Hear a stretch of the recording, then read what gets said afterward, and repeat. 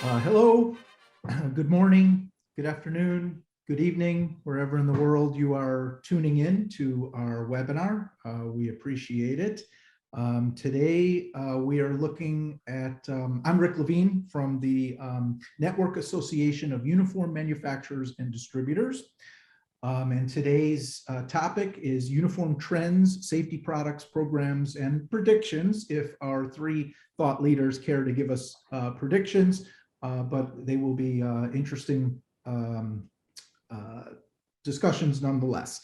And a little bit about the NAUMD. We are an international organization, and that's relatively new. We were focused mostly on North America for a long time.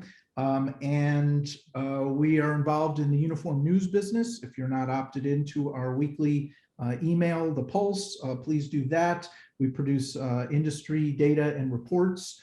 And most importantly, we provide network access among our members. We run virtual networking events. We have an annual in-person event that is happening in May of 2022 here in the US, Reston, Virginia. More information about naumd.com/convention. So we invite you all to that as well. I am now, what we asked our thought leaders today was to think about what recent developments and plans and innovations were happening in the safety space within the areas that they operate in the industry, geographically, but mostly product-wise, what they see with prospects and customers, and what's happening for the future of safety protective garments, or in manufacturing processes, or in styles. What is being requested perhaps in greater numbers. Of course, has the global pandemic increased or altered what products are being requested. What do we think might be in greater demand in the coming years from a safety perspective? So those are some of the questions that we had posed.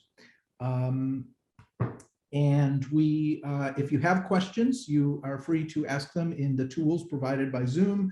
Either the panelists can answer it in real time, or we will have questions at the end of the talks. We will have each of our speakers talk for about 10-12 minutes each, and then we can have questions at the end of that. So with that intro, I am going to introduce Bob Getto from Fetchheimer and the Flying Cross Vertx brands. And Bob, thank you so much for participating today. You're welcome. Yeah, thank you for having me.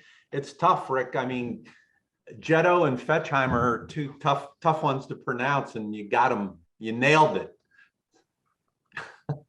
So thank you.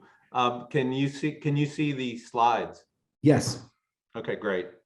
So I'm going to talk about who we are and what trends we see and what it's like hiring. I'm going to expand this. Let's see.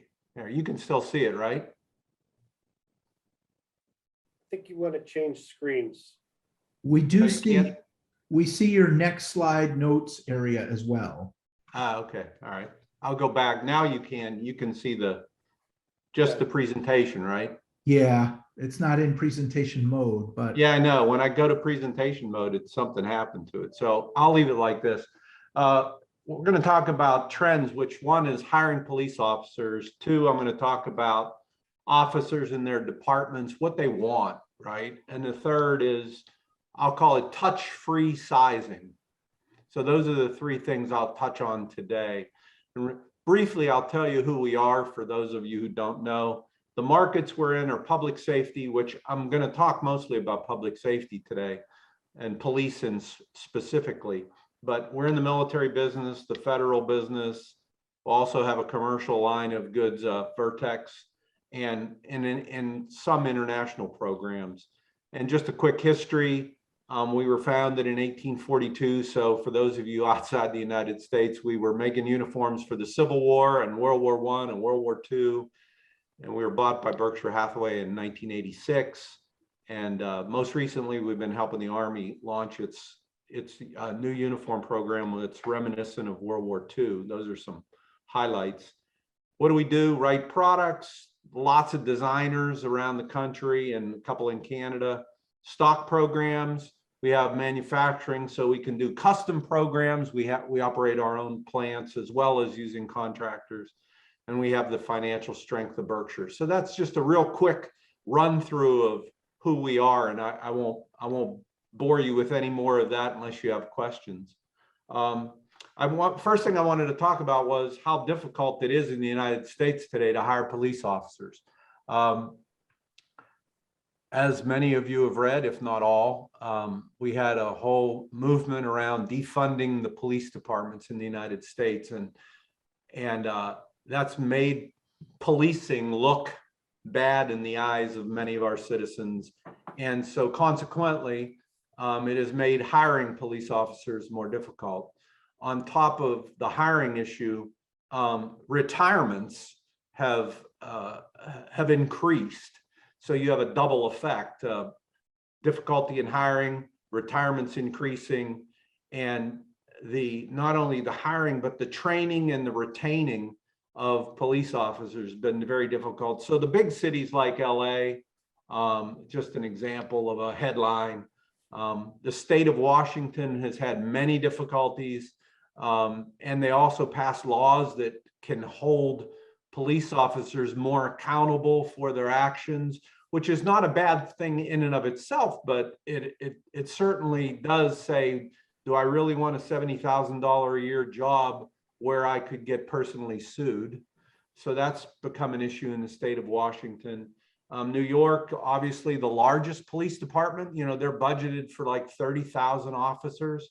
And you can see that, maybe they're 8 or 10% short, and they can see so many retirements coming ahead. Some cities and states have started addressing this, and they're working on it, trying to, recruit officers and maybe pay them bonuses or ask them to stay longer. But it's across the country. It's a difficulty. And then what it manifests itself into is, the business, right? Because new officers, they certainly buy more early in their career. And so when there's fewer officers coming on board, it absolutely affects the police business. And so that's just one thing that I wanted to share with you all, is that it's going to take a while for police officers for police departments to be able to hire, train, and retain officers like they used to 7, 5, even 4 years ago. So that's point number one. So what are the officers and their departments? What do they want? What are they looking for? Well, excellent service is entry into the game, because they really just want their stuff. They don't want to have problems getting their uniforms and their equipment. They want it to be easy. And so excellent service is certainly at the very top of the list, both for officers and their departments. But in the uniforms themselves, which we're a big brand of, both with Flying Cross and with Vertx, and those are our two brands we go to market with. Comfort is become, another thing that you need from an entry standpoint. Comfort, professional appearance, and function. Those are the three things that in combination, both officers and their departments are looking for. And more, I would say this to you, more and more, it used to be a trade-off where, you would get more of one of these than the other. But I think now with the technology and fabric, the design and design and functionality in garments, you can really offer comfort and function and professional appearance in a balanced way, so that maybe you don't make everybody happy, but you make almost everybody happy. making the chief wants to look professional and he wants his or her department to look professional. The officers certainly want comfort, and both the department and the officer, they want functionality. They want to be able to perform their jobs. So this is not magic. I think that it applies to many of your markets and absolutely applies to our market. So that's point number two, what officers in their departments want. Something that evolved during the pandemic was an interest in virtual sizing. In a lot of cases in police departments, fire departments, corrections, transportation, those markets that we operate in, people are still getting measured for their uniforms, or they're doing uniform try-ons with a fitting line. And so we've invested in some technology for virtual sizing.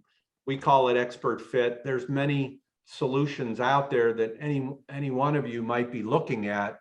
What we learned was that while there are certainly a number of technologies, they have to be fitted to, no pun intended, they have to be fitted to the industry that you're operating in. So while there's a back room engine that's driving this technology, which I'll explain in a moment, there's also a front end that we had to engineer to be able to interact with departments and with our dealers so that the information flow is consistent and that works for the officer and the department and the dealer. So we call it Expert Fit. Basically, we ask a few questions. We take two photographs, one front photograph, one size photograph, and then with the back room engine, we predict the size that the person should be in. And so it's something that's become more important to us, and it saves everybody time and money. And it also allows people to get sized within the comfort of their own home. So if any of you are more interested in that, reach out to me. I can certainly tell you more about that. So I think that's about all the time I have. So the three things I touched on, police, hiring, training, and retaining, comfort, professional appearance and function, and then virtual sizing technology. Those are the three things that, came to mind when Rick asked me to speak. So that's my story, Rick, and I'm happy to either now or later to answer any questions. Nice.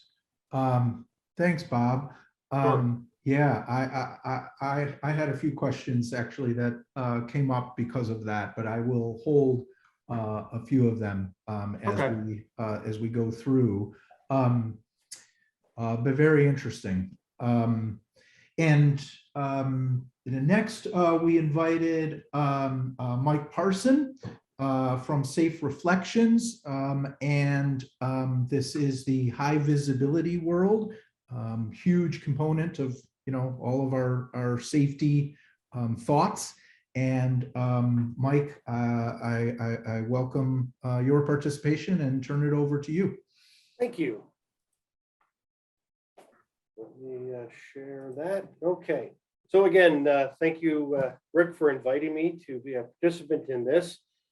Brief, a little bit about Safe Reflections and myself.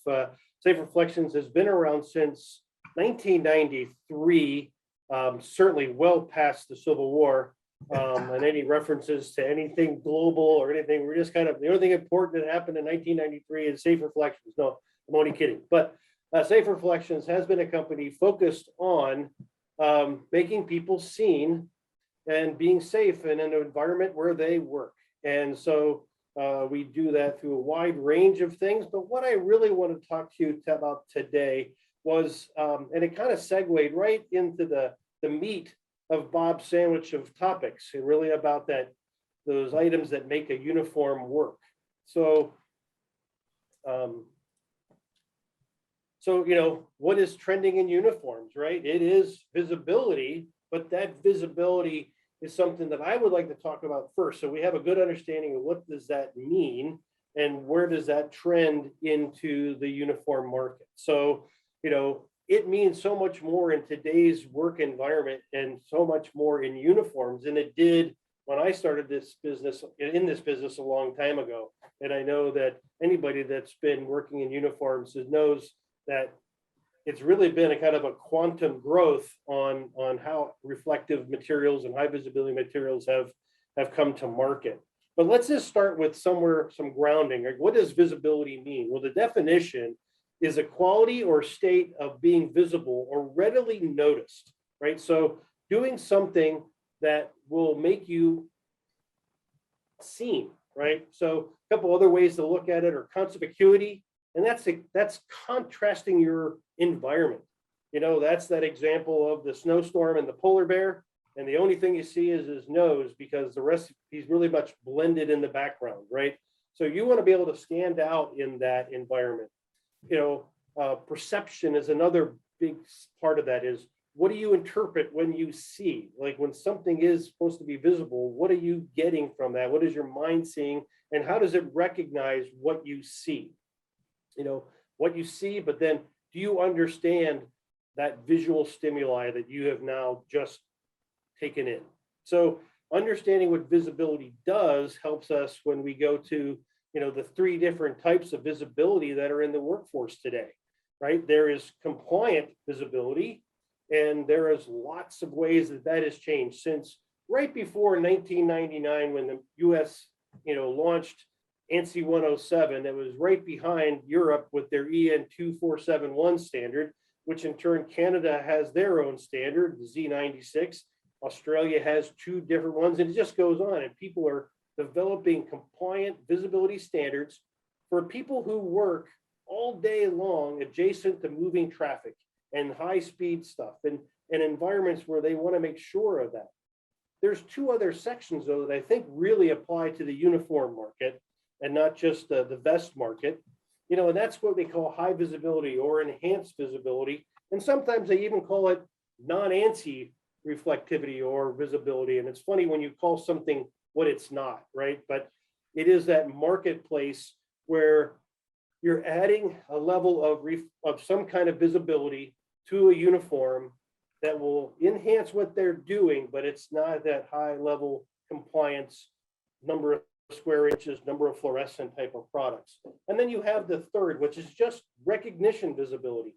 And that can be done with a lot of different things that may or may not be reflective or fluorescent, but it may be a way that you're identifying some form of worker in a way that makes them visible.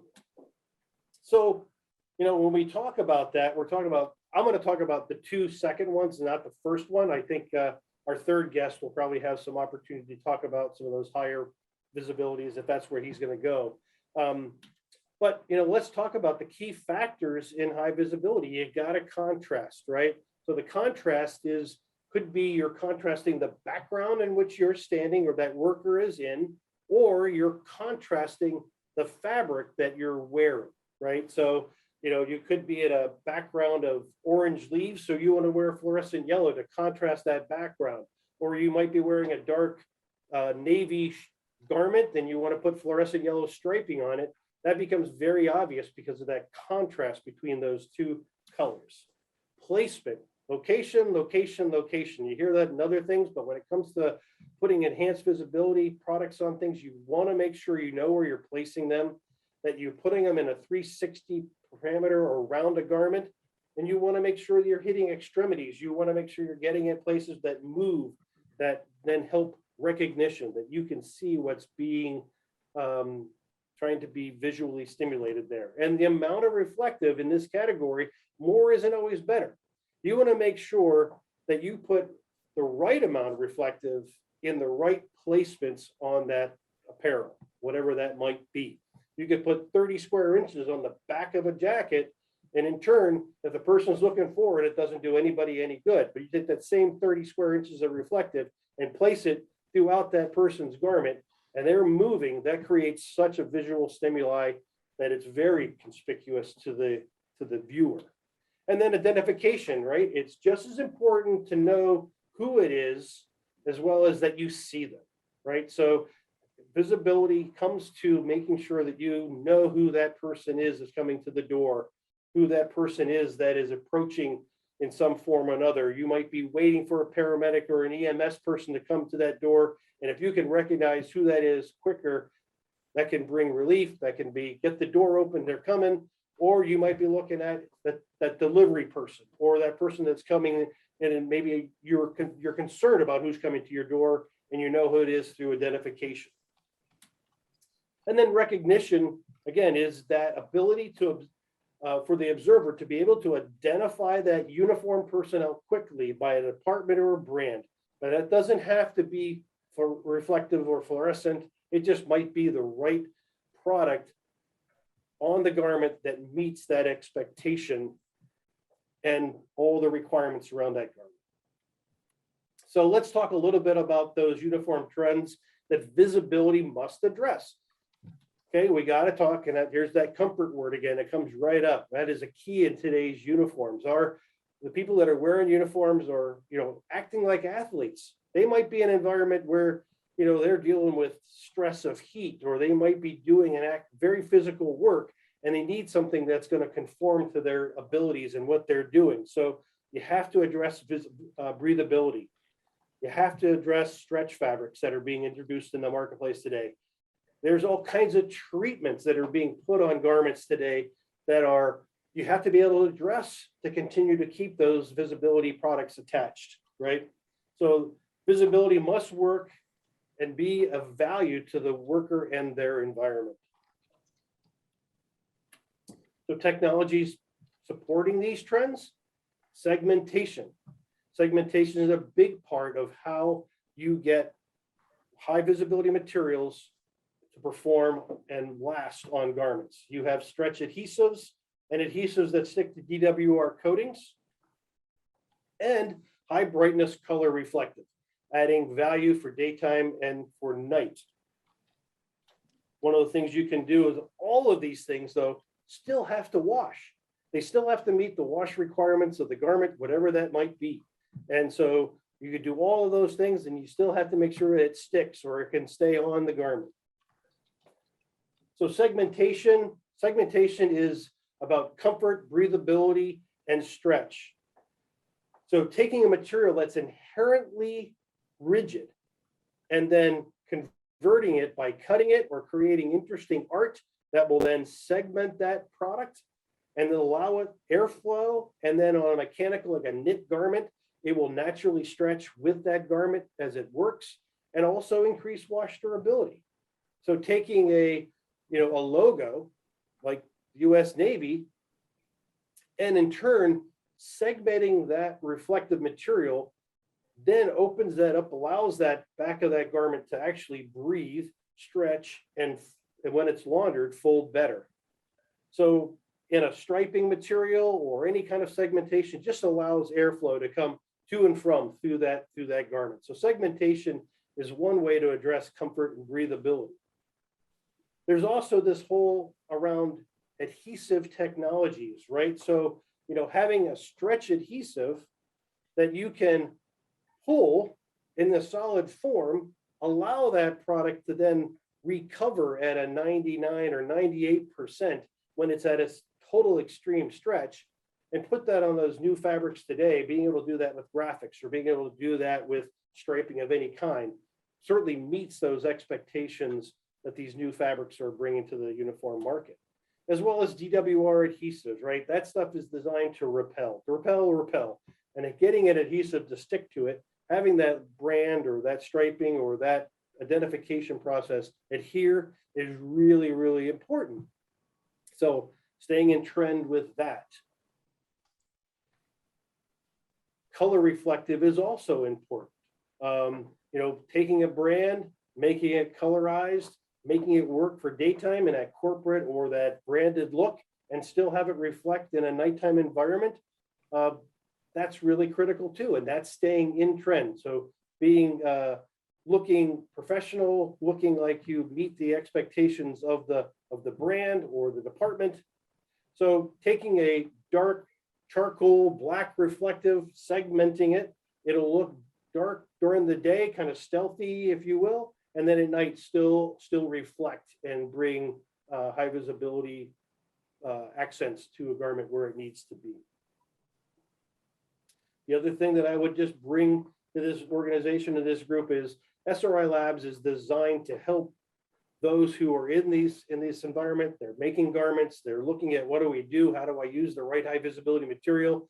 We have a custom wash testing facility here. We do home wash, industrial wash. We deal with all kinds of different fabrics. We have textile expertise. We have reflective thought leadership, and we'll help you with design and research and where to place reflective materials if you are in that position where you're not sure how to work that process. So I hope that's just a little bit of the 30,000 foot level of that, and just wanted to share a little bit of my thoughts around what's trending in visibility. Thank you. I don't know if I can't see anybody but the four of us, so I don't know if anybody has any questions, but certainly I will pass that on. The only other thing is I'll show you back here, if anybody can see that, I have some colors up on my wall there, and of course, when you hit light, they actually shine back in a reflective format. So even with my logo, it can be. Well, look at you. You're able to demo your products right here on Zoom, Yeah. right? Yeah, Bob, where are the law enforcement uniforms on mannequins behind you? yeah. Right? Yeah, exactly. So yeah, that was really interesting. There's one question someone's asking, and I had a question as well, but again, we're gonna wait until after, but thank you for that talk. Okay. Our third speaker today, Muhammad Usman Tariq, hopefully I got your name correct, who you were close. Okay, is head of sales at Midas Safety, and we really appreciate you staying up a little later than usual, joining us from Pakistan. And Midas is a relatively new member of our network association, and I'm so appreciative, Muhammad, that you're here to talk about trends in safety. Thank you very much, Rick, first of all, for the opportunity, and then for the time today. Good morning, everyone, sitting there in the States, and good evening, everyone, for all the people who are at my side of the world. I'm Muhammad Usman Tariq, as Rick mentioned. I work at Midas Safety as head of sales and marketing for clothing and workwear division. So in the next minutes, I'm going to talk about our organization quickly. And then I'm going to quickly move on to the global economy and how the economic trends are shaping the industry of today, how the supply chain is impacting the world of today, and what are the consumer shifts and trends which are actually taking the shape for the better, and what are we going to see in the future, and how we are helping the world solve different problems which are existing at this point in time.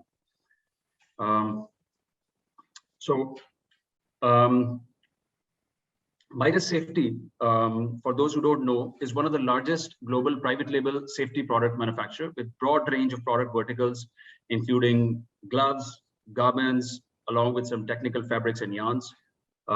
We were the company who were established back in 1977 and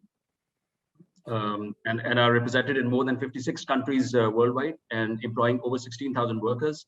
Manufacturing base, if you can see the map here, the manufacturing base is mostly in the subcontinent regions with Pakistan, Bangladesh, India, and Sri Lanka.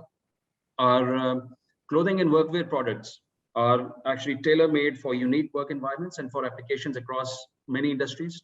I can say that we are the go-to manufacturer for uniform workwear needs for suppliers in industrial, manufacturing, construction, oil and gas, healthcare, corporate, and other sectors as well. Our diversified product range includes uniforms which are plain in nature, and also ones which are highly complex, with highly complex functionalities such as high visibility, flame retardants, arc flash, weather protection, cut resistance, and there are many other design related features as well, which cater to the unique demands of our customers. Our company's mantra is more than just selling products. We sell experience to our partners. We create and believe in long-lasting partnerships through our team of dedicated account managers who we are proud of, who work with absolute client focus and with complete transparency with their customers. We have the in-house experienced design and development teams which have extensive knowledge of local and global end-to-end supply chains to ensure that the supply chains run smoothly, regardless of what times we are in. Now, moving on, we're going to talk about what is happening in the industry. What are the global factors, be it economy, supply chain, and consumer trends, and how we feel the industry needs to move forward.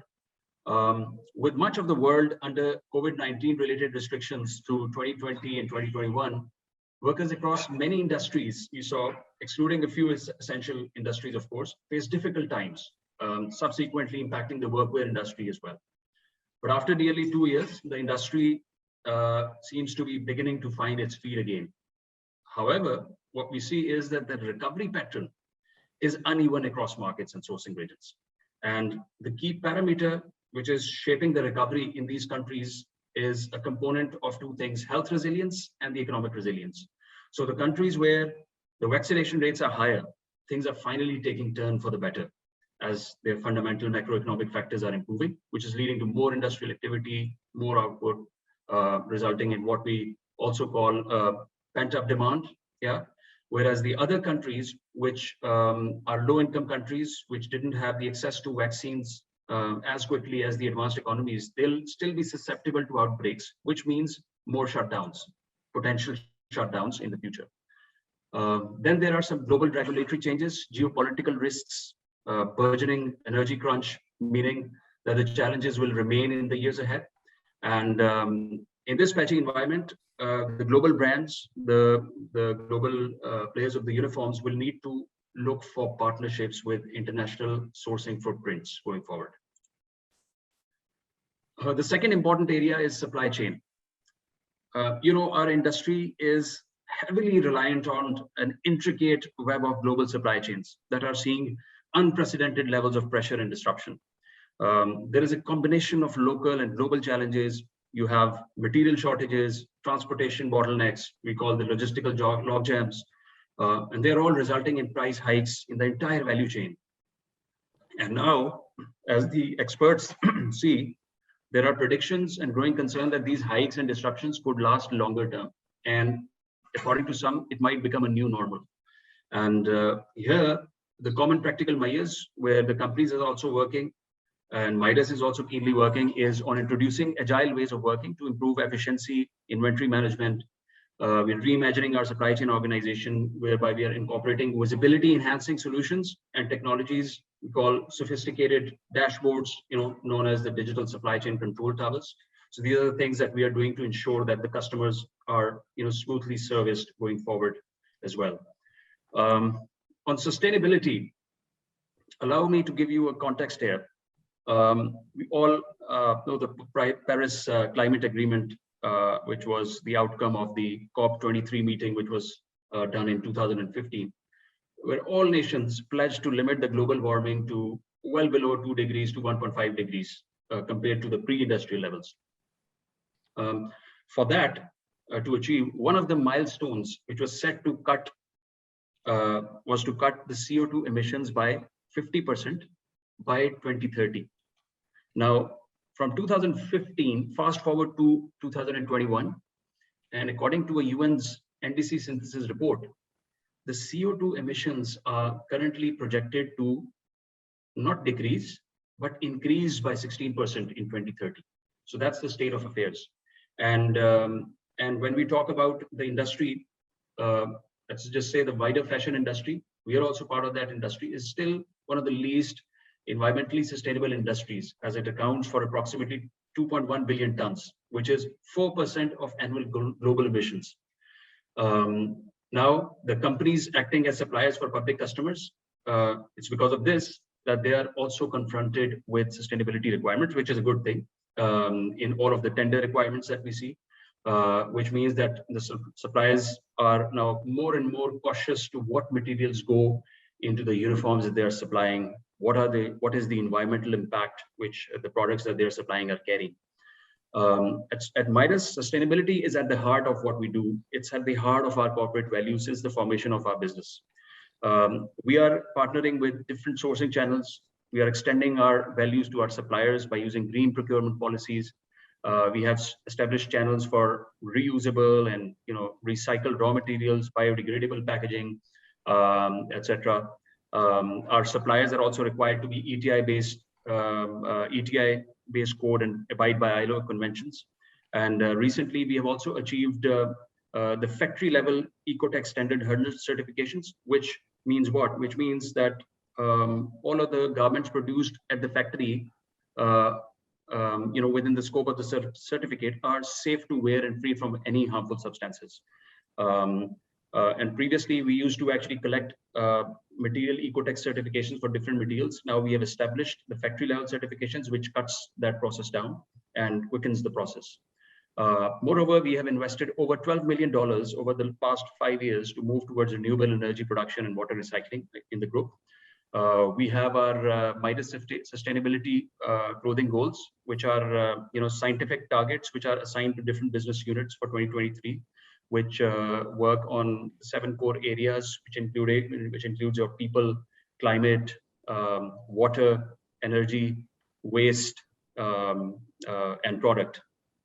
And just to pick a few on people, we've got a gender diversity target to 40% female.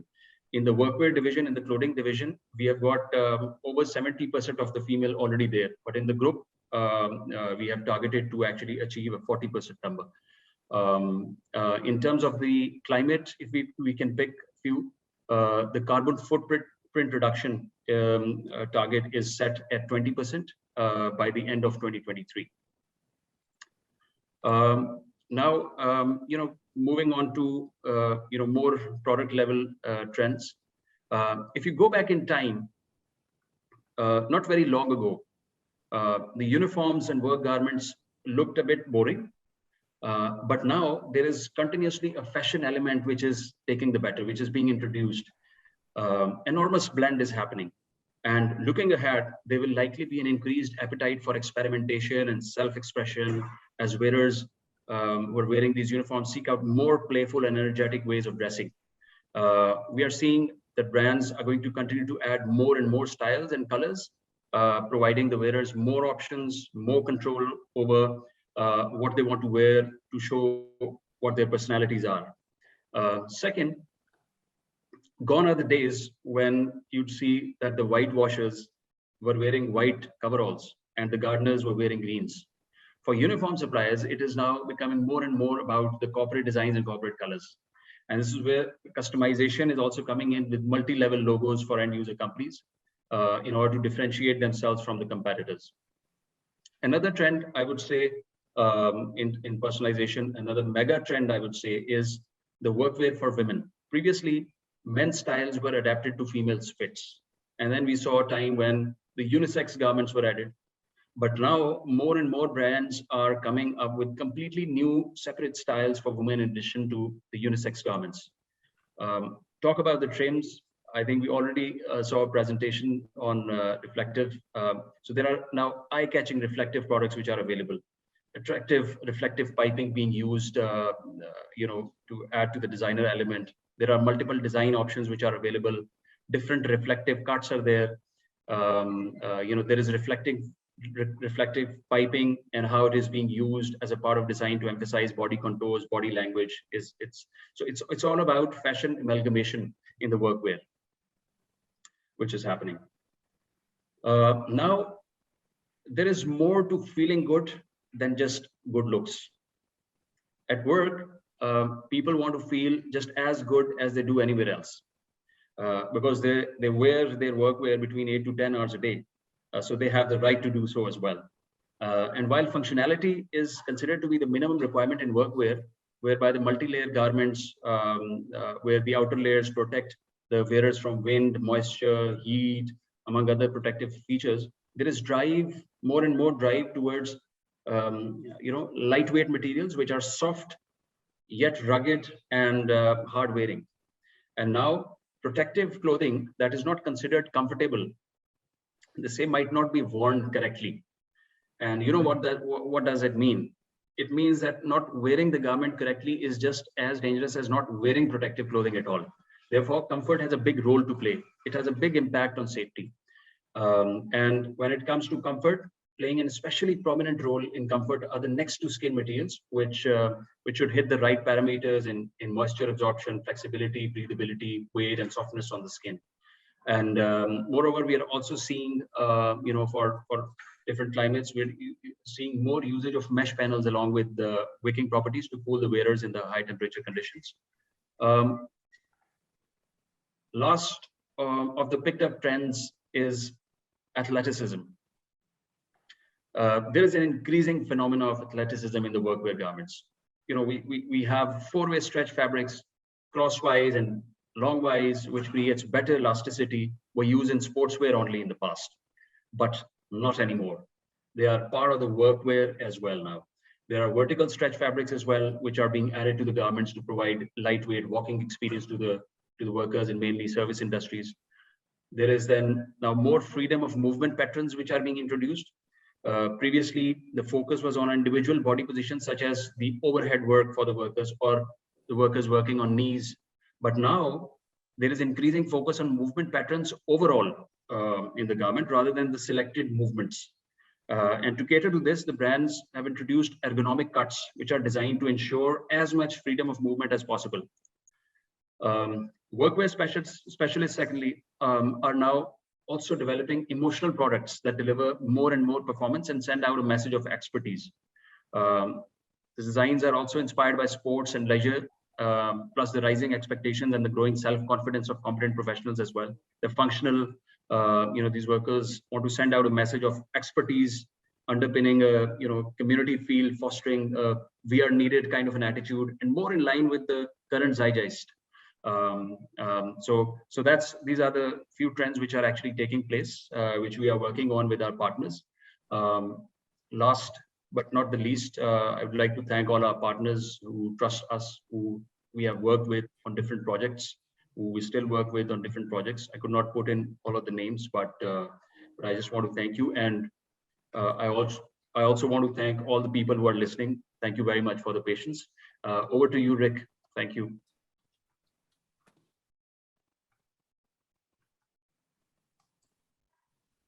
Nice. Wow. Mohammed, you packed so much into that short amount of time. And I really appreciated how in the beginning, you kind of were making me really nervous. We've got price, inflationary activities and the fear that we all have that there might not be an end, and how will we all adjust to that? And, multiple increases over the past year for all of us has been a super challenge across the whole, spectrum.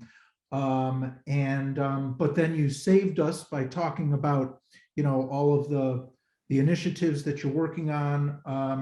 I wonder and we have some questions from people that I want to call out so that we can answer as well. But one that really struck me is because I was just talking with someone about this actually prior to the webinar this morning, about the biodegradable fabrics. And I wonder, is that, so you're seeing a lot of requests for that in the, pulling through the marketplace?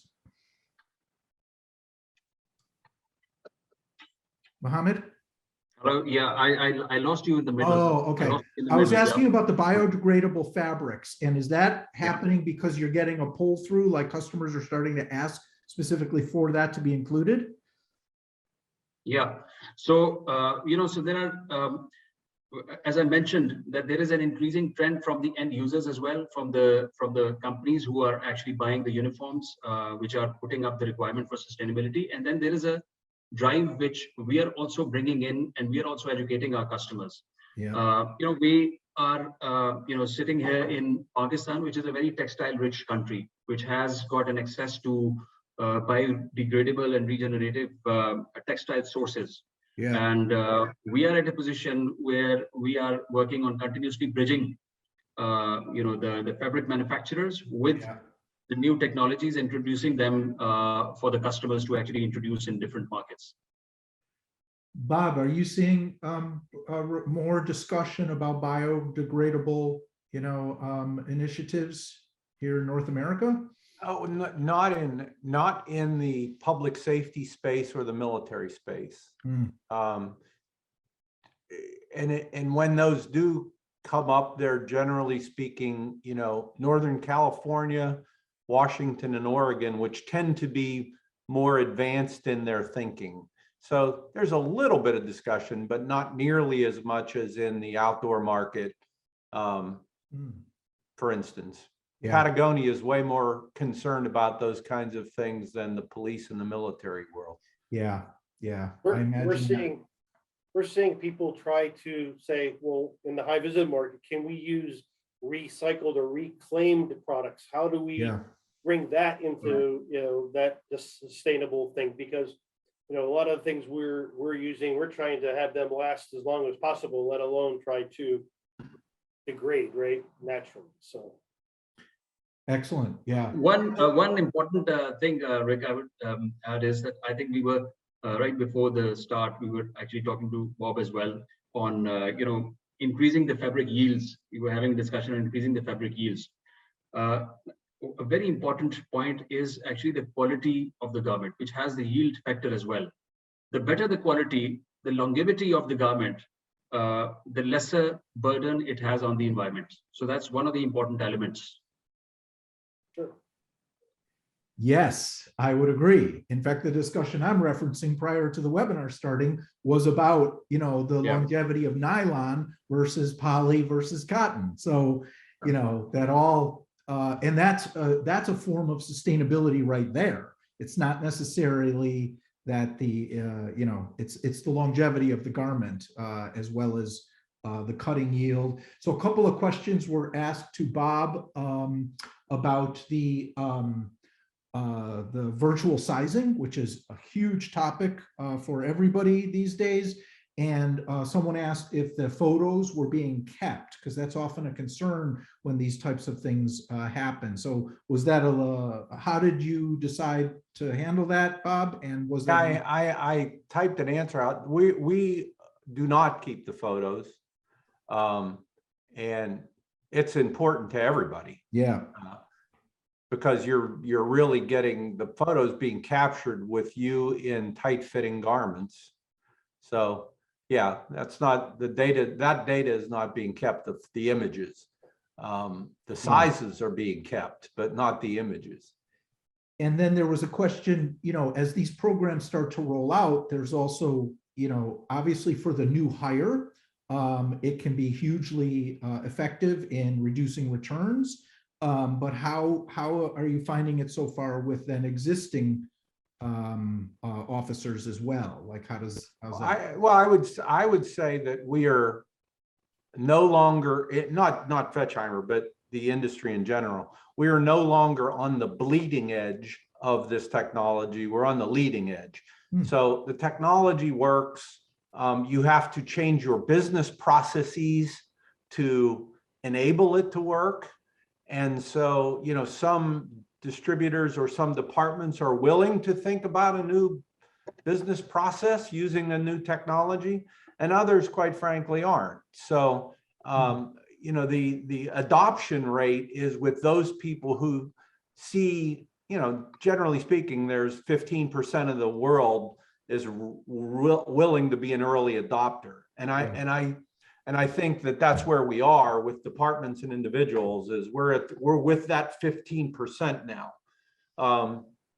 So there's no standard answer to it. But it's, it works, and you have to be willing to change your business process. But that's no different than anything else, right? Yeah.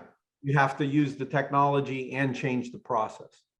It does feel a little bit like an inevitability, though, that this is going to be a part of, reminds me of way back, because I'm an older gentleman, you can see my white hair, reminds me of when the fax machine was introduced, of, people saying, well, no, people aren't going to want to order via fax, people will order via fax, right? And I think in reality, all of these become pieces of the puzzle. They don't necessarily replace all other, distribution channels and opportunities.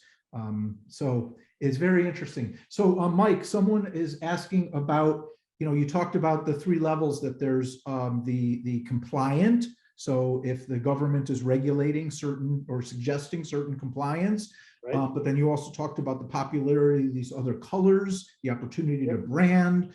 So where's the marriage between the other colors and the them meeting specification standards? Sure. So compliance of color reflective is still in its continual development, because the process is to make something, green or red or blue, if you will, and still meet an ANSI standard.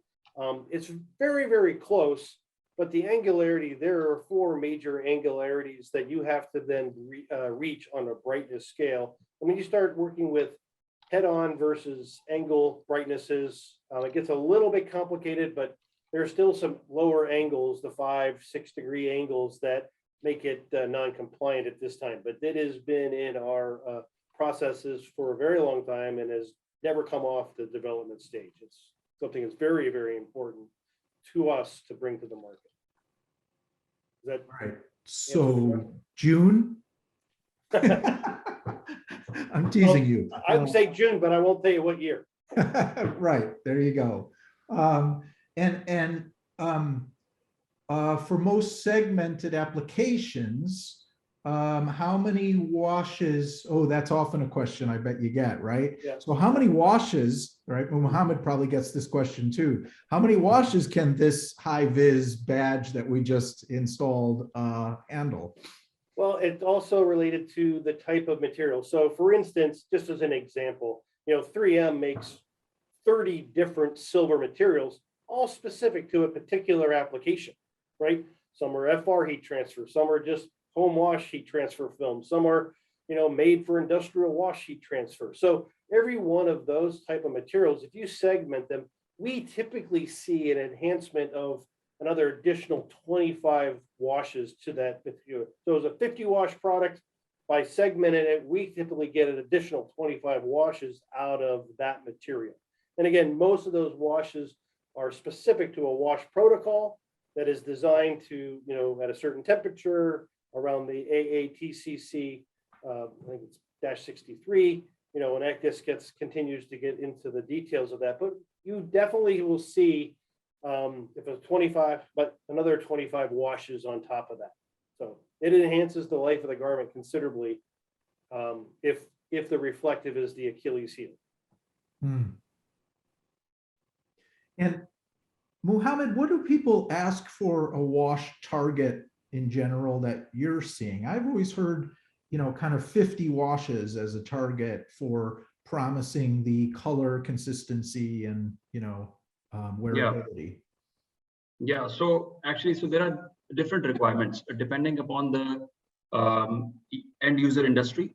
So for some industries, which are more rugged and where the reusability factor is higher, the customers request wet dyes, and they request over 60 washes at times. Yeah.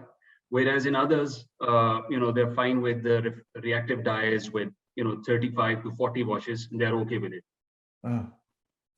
Interesting. Yeah, because you also have not only just wash, but you have UV degradation that you have to deal with on some of these fabrics. It's not just the laundry, it's the environment, it's the soil that they're exposed to, and how they're, that dirt can get into that fabric and never come out sometimes, or that grease or that grime. So there's multiple factors when you're choosing what you're going to enhance that garment with: the right fabric, the right comfort, the right reflective.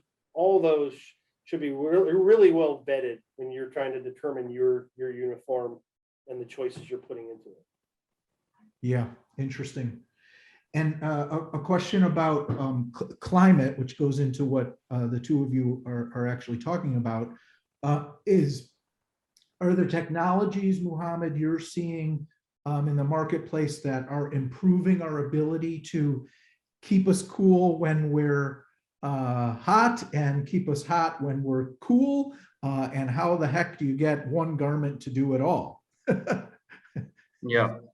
Yeah. So there are, to address these problems, the solution is two-pronged. One is the material, fabric, which actually touches the skin. It should have the breathability, moisture wicking property, and it has to be lightweight as well, so that it is comfortable, easy on the body. The second element is the design, which has the mesh panels installed now. We are seeing more and more garments having mesh panels in the body parts, which under the arms, etc. Which release more heat. By adding these mesh panels, the feedback is that it actually releases heat more than any other technology which is available. So these are the creative ways that the brands are actually coming up with, which are more effective as well, and of course, cost friendly. Yeah, I love that. So Bob, of course, the cliche for law enforcement is they're hot no matter what, right? They've got, just layer upon layer. And now we've moved everything off of the waist belt, right? And we've moved it onto the chest and the underarms. And so now they're carrying all this stuff in this other layer up here. That's, are there technologies that the hot, cool, that you're seeing are interesting? Yeah, there are a number of them out there. We use what used to be called Kokona, and it's now called 37.5, but it's evaporative cooling.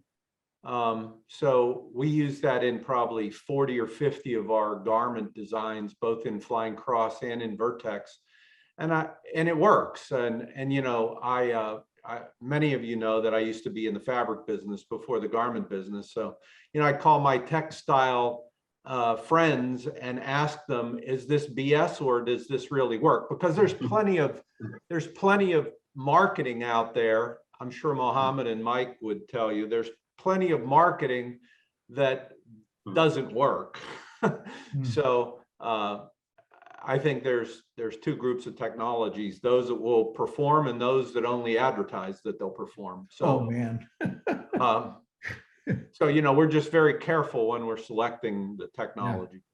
Yeah, excellent. Excellent. Oh man, I really appreciate all three of you taking the time today to come and talk with us about safety trends, and what's happening in the marketplace, what products you're all working on, and thank you. Thanks for inviting us. Thank you very much. Thank you very much, Rick, Mike, and Bob. Thank you very much. Pleasure. Thank you. Yeah, thank you. Have a great day. Have a great evening. Bye-bye. Bye for now.